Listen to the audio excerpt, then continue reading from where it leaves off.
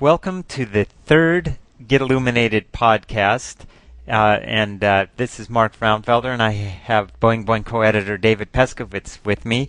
And we have our friend and excellent author of fiction and nonfiction, Rudy Rucker, with us. How are you doing, Rudy? Hi, Mark. Hi, David. I'm doing Hi, great. Rudy.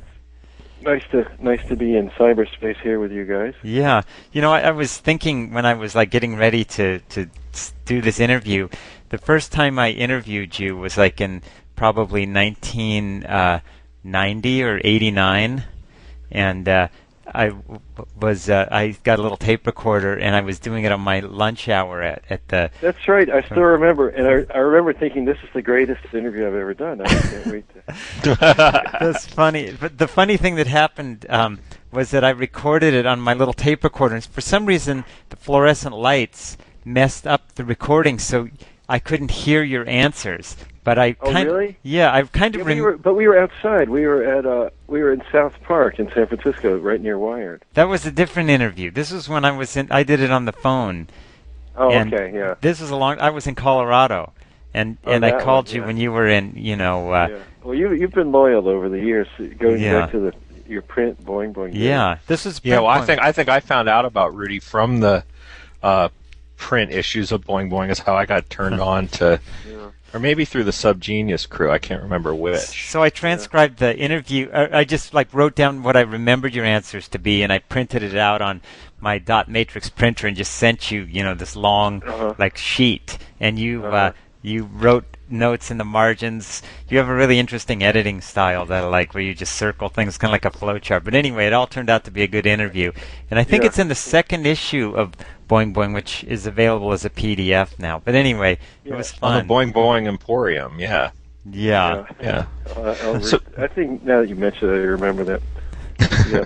I'm glad that Boing Boing's done so well. I remember when you were starting it, I thought, what is Mark talking about? Why would people, how could he make money doing a blog, and what is a blog anyway? Well, we didn't expect to make money from it, It's just it ended up, we're getting, compensated for doing something that's fun, which is great. So how are you enjoying your retirement? Well, it's nice because writing is the thing I enjoy doing the most, and although I did enjoy teaching, and I enjoyed having to learn new things and organize my thoughts and the contact with the students, I always enjoyed writing more. Really. Yeah. So now that's all I do, and I find I'm writing faster, or getting more words per year written, and maybe I feel like maybe it's getting a little better because I'm focused on it a little bit more. That's cool. I also notice that you're doing an awful lot of paintings, and I think you're getting to be better as a painter too. Are you spending more time with that? I am painting more than I used to, yeah. And that's at this point it's still sort of a Sunday painter kind of thing. But I don't know, maybe down the line I might try to get a show somewhere. That would be so cool. That would be a lot of fun, yeah. I want to buy one of your paintings. Well, L.A. would be the place to have a show because there's a lot of people there, and with money. I mean, San Francisco is really almost too small a town to have a show. Yeah, in San Francisco we all appreciate the art, but nobody wants to pay for it. Right. Yeah, I have some. I mean, Coop is down there, and he gets gallery shows. Oh yeah. Yeah, and definitely. he knows this scene pretty well. Yeah. And I had to, but at present, I've been asking Coop about it, and he says, well, sure, if you want to break your heart in a whole new way. Oh. So at present, it's still, there's always, whenever you're an artist, there's always a bit, the hassle of the commerce, and like with my writing, it's, particularly when you're doing stories, that's why I prefer novels to stories, because there's so much energy goes into trying to sell it, and it's kind of nice at present the way I'm painting, where I just paint it and it's fun, and I put it on my wall. Yeah. No more. Yeah. I have an art show coming up, my first painting show in November. Yeah, you've always been quite an artist. Wow. And so, but I realize there's so much involved with the physical aspect of taking it down to the framer and then crating it and shipping it, and Yes. it's. I was thinking if I painted the edges of my canvases, maybe I wouldn't have to do frames. Yeah, well, you don't have to unless the edges of your canvas have staples on them. Then you do need frames, Yeah, but yeah. otherwise you don't. Yeah, I always like to spring for the canvases that don't have the staples. That's going to be in the archival museums. Yeah, Of course. that's So, Rudy, you have a couple new books out. One's a collection of, speaking of short stories. Yeah. Yeah, it's called Mad Professor. Right, which ironically is the name of Mark's science experiment books for kids. So there's another commonality. When is that book coming out, Mad Professor? It's I think the pub date is January 2007, but usually they would start shipping a little bit earlier. It'd probably be some of them in the stores in December. Now these have never been published, or some of them have, or never been collected. They've never been in an anthology. Mm-hmm. They've all been published in one form or another. Mm-hmm. But I sometimes have my fiction is, as you read my stuff. It's not always exactly to the norm of what you'd expect to see in a science fiction magazine. So Right. some of my things. I mean, I do have some things come out in Asimov's now and then, but some of my stories have just come out in fairly obscure places, like InfiniteMatrix.net, or even there was one story I couldn't sell, and I got so annoyed I started my own webzine to put it in. That was Flurb. Flurb. Yeah, is that the reason you decided to create Flurb? Was because you couldn't get a story published that you liked? Well, that was it, because I had Mad Professor coming out, and that's a matter of pride. You sort of like for each story in there to have some tagline on it that it came out somewhere. Mm-hmm. And that one story didn't have anything. And the thing is, I could have gotten it published, but at that point, there's a time factor, too, because I had just written it in August, and so it had to be somebody who would publish it in a month. And there were some people that would have published it, but not for a year and a half. Mm-hmm. And so it was a combination of things. But then it was fun doing Flurb.net. And yeah. I'll do another issue maybe in November. That's I'm good. Quarterly. Yeah. And you have another novel coming out as well, Mathematicians in Love. Can you tell us a little bit about that? Yeah, that's my sort of big effort. It's in a way, I was thinking I sort of haven't written kind of a quote real science fiction novel in a while, because Freck and the Elixir was a science fiction novel, but in some ways it was trying to be a book for younger people. Right. And before that, Saucer Wisdom was kind of a very strange book, and Spaceland was sort of a real science fiction novel, but it had drawings in it. So I'm hoping Mathematicians in Love will kind of kindle it's a straight shot to the, good old rock and roll science fiction market. Yeah, just kind of reading about it and your notes on it and stuff, it reminds me in some way of kind of White Light or some. It's like kind of a return to that. It is. That's a type of book. It's a kind of move that I end up doing a lot, where I'll have some not too well recognized, somewhat marginal scientific person. In this case, he's a mathematics graduate student, and then something comes up that enables him to leave this world, and he goes to some other higher world, and then all sorts of strange events unfold, and then he comes back to this world, and it's sort of almost like a monomyth type pattern, where the hero goes to fetch something from the higher world and brings it back. And I was thinking the reason that I use that pattern, something I just sort of understood recently, it describes what I myself am doing when I write a novel, because I'm, in my average life, and then I'm always looking for ways to escape, and for me, when I write a novel, I'm escaping into this other world. So actually me writing a novel is the same as my character. Yeah. It's like meta-transrealism. Yeah. How is your, writing? Do you think the subjects have evolved in your fiction, since some of the earlier work and White Light? You're still sort of playing with multiple levels of reality in a way, and I don't know about the new book yet, but are there some real themes that you've seen or threads that just continue through your work? Well, there's the one I was just mentioning. Another thing that I like to have romance, and it's something I'd like to think I'm getting a little better at that. It's when you're starting out as a writer, it's hard to really round out any character except one or two types, and now I think I'm able to have a wider range of types of people, and I think I'm getting a little bit better at having woman characters than I used to be. And, so one of the main characters in White Light is in Mathematicians in Love is a Vietnamese woman called Thuy Nguyen, that's a very common name for Vietnamese women. It's almost like she was called Mary Smith. Thuy Nguyen. And but it was really fun developing her character, and that's where teaching computer science at San Jose State was a big help, because I hung around a lot with Vietnamese people. Yeah, you had a Vietnamese woman character in Spaceland too, right? Was there one in Spaceland? I know I've had one somewhere else. Yeah, she worked in a restaurant.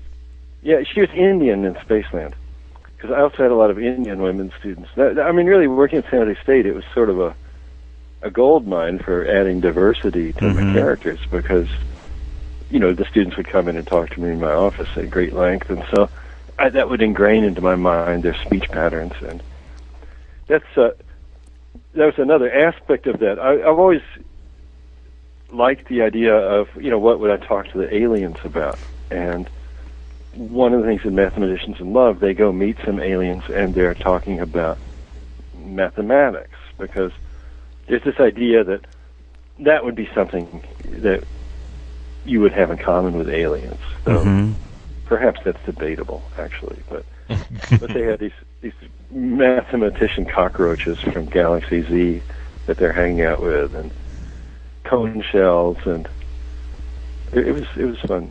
That sounds cool. Speaking of communicating with aliens, both of us, Mark republished White Light when he was at Hardwired, which also published my book Reality Check. But Mark told me a story about when you had initially sort of conceived of the Saucer Wisdom book, of sort of an experience or experiment that you took to Hardwired, and I don't know if you want to retell the story or Mark does, but that's a good story. One thing, just as an aside here, I'm hearing when you talk, I'm hearing a lot of crackle in your voice, and I wonder if what you're recording there. If my voice really totally sounds bad, maybe we should pause for a second, and you should. I'm not hearing much crackle in David's voice, and. Your voice sounds good, and I'm the one who's doing the recording, so I think it'll be like WYSIWYG. Okay. What you hear is what you get. Yeah, hopefully. Okay. Well, the story, the Saucer Wisdom story. That's a very funny story. Maybe I'll start telling it, and you can break in, Mark. Yeah, sure. Because Wired was going to start a line of books called Hardwired, and Mark was saying, well, you have all these great ideas about the future. I think maybe I'd written something in Mondo where I had some futuristic ideas in there. It was one of your zip columns for Boing Boing, actually. Was that it? Yeah. Yeah. And you said, well, why don't you make a book length? Because it was around 1999 when we had this idea, so this is a good time to do speculation about what's going to be coming in the coming 100 years. And so I sent Mark a bunch of ideas, and then he said, well, it'd be nice if there was some frame tale to describe how it is that you know these things about the future. Wasn't that it? Yeah. Exactly. And so then I said, well, I've got it. I'm friends with a saucer abductee, and he's been to the future, and he's told me all this stuff. And Mark sort of started liking that idea. And then I was going to come in for a pitch meeting. And then, as it happened, my college roommate, Greg Gibson, was visiting my house. And he's a guy, he wears his hair long and he has a beard. And he almost looks like some sort of, almost like a homeless veteran that you'd see panhandling. And a very intense, he has a very intense look in his eyes, too. Yeah, it's almost demonic intensity. And so I showed up to the meeting. Well, maybe you tell this part. Yes, so then Rudy shows up with this guy, this intense kind of long gray beard guy with this kind of burning look in his eyes. And Rudy said, I brought him in because I have a confession to make that this is my neighbor, Frank Shook, really is the guy who has been feeding me these ideas all along. And so I wanted you to meet him because he's responsible for the stuff that's going to be in this book. And he actually was abducted by a saucer. And so, everybody in the Wired offices came and, we were like looking at him and thinking, oh my God, and we were wondering like, we pretty much believed Rudy thought what he was saying was true, but we were kind of wondering, like, if Rudy had kind of gone off his rocker a little bit. Well, and I have to add that you may think that there were all kinds of unusual characters going in and out of the Wired offices, and that was kind of true, but actually Hardwired is sort of this little tiny office itself, had a relatively conservative tone to it, I think. Yeah. And Greg was acting totally demented because, I'd say, well, tell him a little, and he just said, I don't want to talk about it. And then he just, makes a few really weird utterances, and then suddenly jumps up and says, "Look, I can't be here with these people, Rudy. I'll wait for you outside." It was a surreal experience, and I'm really glad that you did that because I love being pranked in that way. Yeah. And then the book came out with the. Yeah. Well, the book. Well, Mark was even saying. Well, then eventually I told him that the truth, and then Mark was saying, well, maybe we should market it, as that you're really serious about this. The book's called Saucer Wisdom, and I kind of wrote the book as if it was true, and Frank Shook was a real person, and it took on a life of its own because then Greg started annoying me. He started calling me up and making all these calls as if he was Frank Shook. And they started asking me for money. No way. Yeah. So in the book, there's this real animosity that develops between me and Frank Shook, where Frank Shook like steals my typewriter and You remind when you talk about Frank Shook, it reminds me of the San Francisco character Frank Chu, who's the guy that walks around holding that protest sign talking about 12 galaxies and all these aliens that he's protesting against and everything like that. He's sort of a local character. Yeah, you got to look up Frank Chu. Even on Wikipedia, I think he has a huge page. He's quite a character. CHU, yeah. CHU. They named a bar after him recently. Did they really? Yeah. Wow. 12 galaxies. That's pretty funny. And he's allowed to have free Budweiser. So. I think I got the name Shook because I almost got drafted into the Vietnam War, and there was a guy. Someone made an impression on me. Another guy who was going through the physical, and his last name was Shook, and it just seemed like a funny last name. Yeah, it does. And then Greg had said, well, he was going to be like my creation, Frankenstein. So I think that's where Frank came from. That's excellent. I love that story. So, what's your typical day like now, Rudy?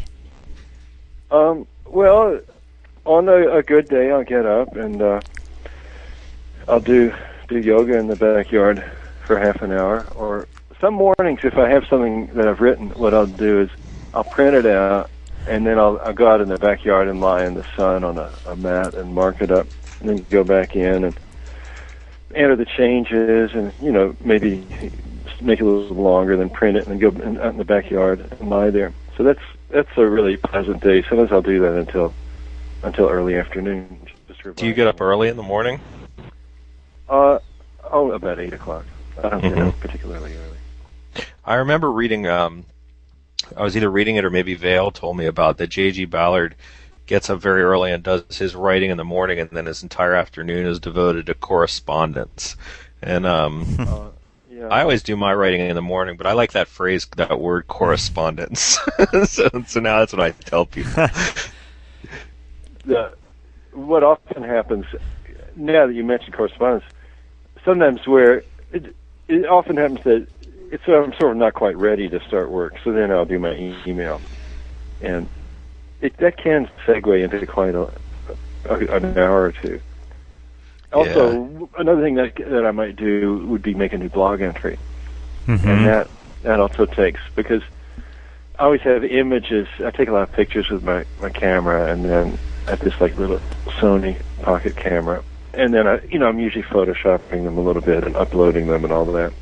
But I have that down so it's pretty smooth. And then for the text, usually I'll take something out of my journal or what I've written recently. I don't usually write something new for the blog, though sometimes I will, if I don't have any text around that I can cannibalize.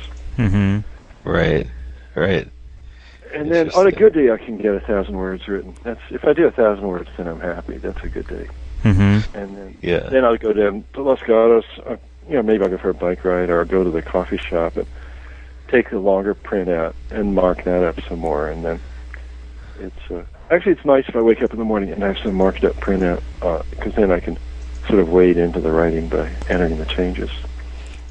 Right. That's really cool that you're able to, do that, because a lot of people, when they, don't do a day job anymore and they're confronted with a lot of free time, free time is often harder to deal with than work time, because like you're saying, when you were a professor, you have to organize your notes and your thinking has to be ordered, but when it's all wide open like that, you really have to be disciplined. Yeah, well, in some ways my writing, it's like a trellis. It's like when I'm between books, I do feel it's like you've jumped off an ocean liner and it's sailed away and you're floating in the middle of the ocean. Mm-hmm. And what should I be doing? And when you're retired, or even if you're unemployed, you have to make a certain effort to see people, because that's one thing about if you have a job, you're thrown together with people, even if you're not all that crazy about them, but at least there's something about the way we're wired. We need to physically see other people and interact with them. Yeah. Mm-hmm. Mm-hmm. So I have to, make an effort to get out and see people.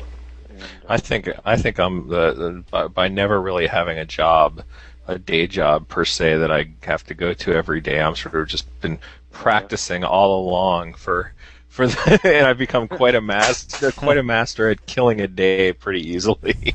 Yeah. Well, you live in San Francisco, right? Yeah. That's a pretty good place to kill time. Yeah, no, absolutely. Plus, I like spending a lot of time reading books or things like that. Although now I have a new baby too, so things are kind of sped up. Everything's increased in speed. I was looking at my granddaughter, and it's hard to understand how we could have raised 3 children. It's so exhausting. Oh yeah, and pretty amazing creative family. I mean, your son Rudy, who's all friends of ours, but your son Rudy has his web company. Georgia, of course, with her amazing design and worked on the Happy Mutant Handbook. And then I'm not sure what Isabel is doing now, but I know she does jewelry, right? Jewelry design is what I last saw. Isabel does great jewelry, and she also draws a lot. She's quite a good artist. And Sylvia's like the painter in the family, like the real one, right? Yeah, she teaches. She's been teaching English as a second language at Evergreen Community College for about 20 years. Amazing. She's beginning to think about retiring. She's an excellent artist, though. Yeah, she is. She paints very well. Yeah, we're pretty much all painters in the family. Yeah, that's cool. Rudy hasn't picked it up yet. You also spend a lot of time at the ocean, don't you? Like surfing and scuba and stuff. I really love the ocean. I wish I could say that I know how to surf, but I don't actually. But you try, don't you? I've tried it a few times. Yeah. Mm-hmm. And I was thinking maybe I'd actually take some lessons this summer. It's never too late to have happy childhood, as they say. I like that. What are you working on now? Are you working on another book, or do you have several in progress? Well, I'm wrapping up a novel. It's called Post Singular, and this was sort of inspired a book maybe you're familiar with by Charles Stross called Accelerando. Mm-hmm. Sure. It was a linked series of that. stories. Yeah, and I read it about a year and a half ago, and it made a big impression on me. Because before that, there'd been some science fiction writers or critics saying, well, we've got this singularity coming up where the machines are going to get as smart as we are, and it's singular in the sense that all the rules are going to change, and we can't even see past that, so science fiction is done, we're hitting a wall. Which, of course, that's not the right way to think about science fiction. If we see a wall, it's an opportunity. You clamber over it, and you just make up whatever you want on the other side of it. And then Strauss went ahead and did that, very sort of not making a fuss about it, just plowed right through it, just bulldozed right past the wall, and put all this other cool stuff. So then I thought, well, I want to write about that era too. This where we have this dramatic break in technology, and there was one aspect that Strauss wrote about where he had this idea that you could have nanomachines eat the whole planet and turn the whole planet into this giant cloud of nanomachines. And many of his characters were presenting this as if this was this good idea. It's sort of the ultimate filling a wetland for a mall, And so to me it seemed like an insane, evil idea. So that's the sort of one of the driving ideas in my book, where there's some people, these sort of ultimate extropian transhumanists are sort of bent on turning Earth into self-reproducing nanomachines to make a Dyson sphere that surrounds the sun, and it'll be running a quack-a-flop computation that quack-a-flop.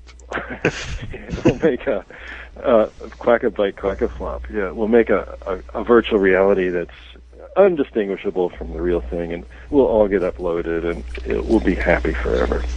And that sounds fun. Then there's some people that don't think that's a good idea, and I have actually. A lot of these things, the ideas I've been using lately, come out of that nonfiction book I wrote about the philosophy of computer science. So I don't think you actually could make it a virtual reality. I think we're already the most efficient possible computation that the mass that is Earth could be doing. Mm-hmm. Go ahead. Oh, I was just going to say that I'd like to hear you talk about that, because there was so much buzz around the Stephen Wolfram book, which I won't even pretend that I've read. But from my understanding of what the book was about, at its high level, it sounded to me like ideas that I had read from you, many, many years ago, about the universe as a simulation. And well, I've been a Wolframite for a long time. I first met Wolfram at the Institute for Advanced Studies in Princeton in the early 1980s. And actually, I was there on a journalism gig, because he wrote an article on Scientific American about his ideas, and this was about 1984, I think. And I used to write articles for, I think there's a magazine called Science 85. I remember that. Yeah. They're a good magazine, but then Time Life bought them and closed them to give free rein to Discover.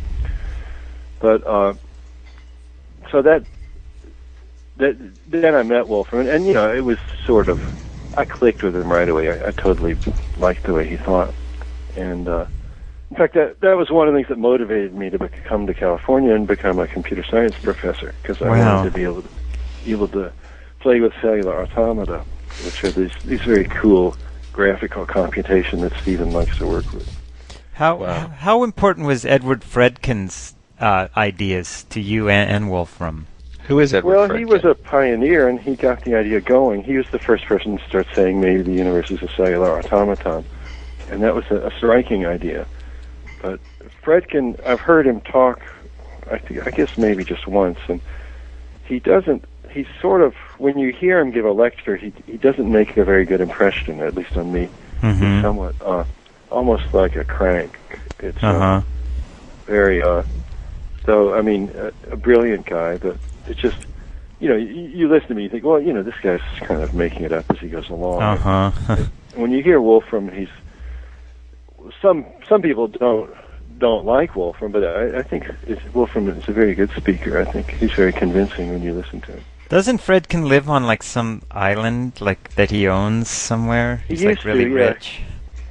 Yeah, I think it was called Mosquito Island in the Caribbean, and I think there's a guy called Wright who wrote a book called Three Scientists and Their Gods. That was a cool book. Yeah, it was Richard Wright. Yeah, later once Wright wrote some other book, or maybe it's that book. I think I reviewed that book in the Washington Post, and Wright didn't like my review, and he phoned me up and yelled at me. Wow. You're not supposed to do that. I know, man. You're not allowed to. Yeah, that's always a bad idea. Yeah, you're just supposed to take your lumps. You know? Yeah.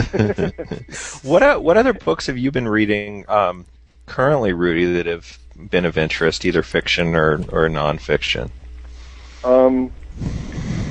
Well, you know, a lot of time I'm working on a novel, and what I do in the evening is lie on the couch with my laptop and rewrite the scene I'm working on.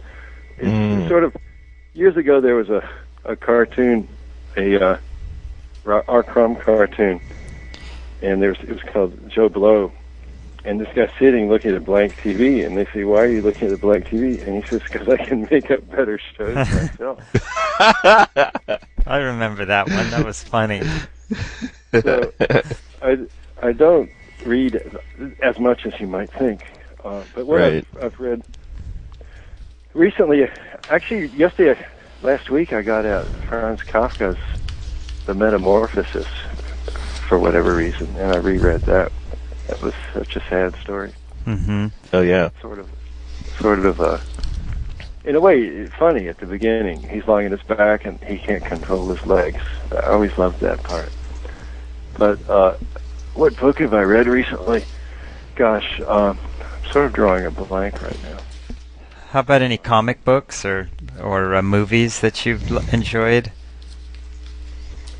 I actually have a question about movies. I just saw that movie with Jack Nicholson, The Departed. That was a pretty cool movie. Mm-hmm. I haven't seen that movie. I thought that I heard that there were, and I'm sure this has probably been, you know, the kind of thing that's been in and out of the works for years, but we're actually turning one of your novels into a film, and that there was some headway. Actually, I did a little web research on that yesterday. Yeah, Michel Gondry has the option on my novel, Master of Space and Time, and he was saying it was going to be his next movie, and I figured after Science of Sleep he'd be digging into it. And he had Dan Clowes working on a script. And then, but now I just found an interview of him in August, and it turns out he got a contract with Hollywood to direct a movie called Be Kind Rewind, where Jack Black erases all the videos in a video store because he has a magnet in his head, and then he and his friend reshoot every one of the videos. Wow. Sounds like a fun Gondry thing. But then they asked him, well, what is it about Master of Space and Time? And he said, well, I still want to do it because I want to do a scene where we show the Big Bang and I don't use computer graphics. It's going to be the most elaborate non-computer graphic effect scene ever made. And then he said, but it's hard to turn the novel into a movie because it's, in some ways, the attitude is sort of underground and not Hollywoody. So, but you know, it might just be that it's always been the next thing he's going to do, and it never is the thing that he actually does. So, yeah. I think in March would be when the option runs out, and hopefully he'll renew the option for another year. And so if it gets made into a movie and it makes a ton of money, will you get a lot of money too? Well, the way the option you get, that's something you get every year, and that's not a huge amount of money, but it's nice. And if you get the option for 5 or 10 years, you know, you're making a nice little bit of money. Then if they actually make the movie, they have to pay me a larger sum of money, maybe a couple of $100,000, and then that would give them that would be the purchase price. And from then on, they do the accounting, and my guess is that after that, it would be unlikely that you would see much more money because they're doing the accounting. And if you've ever gotten royalties from companies, you sort of know how that works. Yeah, like they say you get a certain amount after expenses, which of course their expenses could be everything. Yeah. So. Even with novels, maybe probably Stephen King gets royalties, but or the Rolling Stones, but I don't think too many other people. I mean, at least the advance is what it's all about. But right, yeah, and so I might get a couple $100,000. It'd be a good time, I think, to maybe the movie's ready for or the world is ready for a Rudy Rucker movie, given how much attention to Philip a lot K. of them Dick would be good movies. I mean, The Hacker and the Ants would be a great movie. Yeah. This new one would be pretty good. Or The Hollow Earth would be a very cool movie. Yeah. But, it's at some point, you know how it is. If they make one and it does well, then it'll be obvious to them that they should be doing this. Any science fiction writer, we're waiting for the Philip K. Dick fairy to come, sprinkle desirability dust on it. So I haven't seen the Philip K. Dick one. The Rhoda? Scanner Darkly. Mark, you saw it, didn't you? Yeah, but we didn't like it. We walked out. I wasn't crazy about it. The whole time I was like just squinting so that I could see what it really looked like. Yeah. I thought it was such a stupid thing because Robert Downey is he's a great actor and his face is so interesting. Yeah. And then they why paint him over with pink poster paint? It's not a good. I don't like that technique because it just takes away from the. Stupid. Yeah, if they wanted to do the other. I was just going to say. Supposedly, it made it easier to do special effects, but that movie only really has one effect. It's the scramble suit, which is really a very minor thing in the novel. Hardly ever. It'll just be mentioned in passing, but there's so much screen time devoted to this thing where, he would just keep changing the drawing that was on top of somebody, and it was just kind of annoying. Yeah. But one thing though they did, which I really liked, he did pretty much use almost all the dialogue was straight out of the book, which was good. But there was also the thing that because they're saying odd, unexpected things, and when somebody on the screen says that, and particularly if he's animated, it's a little harder to understand what he's saying because you don't actually have the correct mouth movements to go with it. No, right. I felt like the audience wasn't quite getting it, and I loved that book so much, and I felt anxious because I wanted them to like it enough, and so I made a point of laughing real loud so the people around me would know they were having a good time. and when the light came up, this kid next to me gave me this weird look. And That's pretty funny. I said, "You want to score some D? You want to score some substance D?" That's great. Excellent. So, one thing that we have to wrap this up soon because we've been on pretty long. But I was looking at all. You've made available a lot of the programs from Artificial Life Lab and the Chaos, the software, which I think is really cool. And I just was starting to get nostalgic of the days of Quick Basic and they were, I think, those AK Dudney books and Pickover books. That kind of stuff. It's like that era of experimentation is over, and I wonder if one of the reasons is because there isn't really Quick Basic anymore or something, and it's not. I don't know. It's strange to me, Mark. I thought. That was to me the most exciting time was in the '90s, and it was a popular thing for people to write little programs to create, things like the Mandelbrot set or Automata or Artificial Life or Flying Birds. And it seemed like I thought it would go on forever. And then all at once, it was like the web came and suddenly people lost interest in creating their own programs. I guess that was it, because before the web, you couldn't see anything interesting on your computer unless you had a program generating things. Yeah, right. And these cute little programs, you pretty much, they weren't that hard to write, and it was fun to write them. So yeah, what I loved doing was with that with the manual you wrote for the Chaos software. You described it good enough that I could just, create my own quick basic versions, like that the one that you have with the fake the pendulum with the magnets that you arrange, and yeah, man, it you was wrote so that? much That's fun. Yeah, and it was just like I got so much out of it, and yeah. it's unfortunate that. Yeah, I'm sorry that errors, but it could be maybe there are people doing that, but it's gotten, I don't know, more image heavy now. Yeah. More. It's a strange thing. Yeah. Well, maybe it's like people were having fun with crystal radios and stuff, and now they've moved on. Yeah, not many guys making crystal radios. Yeah. Maybe there'll be some other type of hands-on activity that comes back. Yeah. I mean, in a way, making a complicated web page is sort of like that. Yeah. And I guess Make Magazine is fun. Yeah, you're really a big exponent of that. I hear such good things about that magazine. Have you seen it yet? Yeah, I've seen it okay. in the store. I haven't bought it because it's like $17. Yeah, well. But I always read it in the store. Cool. That's good. Good. And my son reads it. Yeah, it's great. I think it's really neat because you've got that same old hands-on hacker ethic happening there, and that's sort of what you were talking in about. In the physical world. Yeah, and the physical world sort of lends itself to that. Yeah.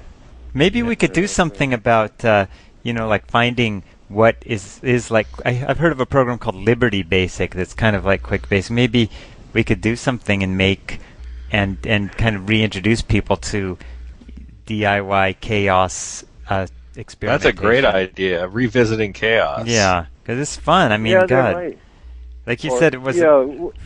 Well, maybe would people write a program in any way? Wouldn't they write it in PHP probably, or?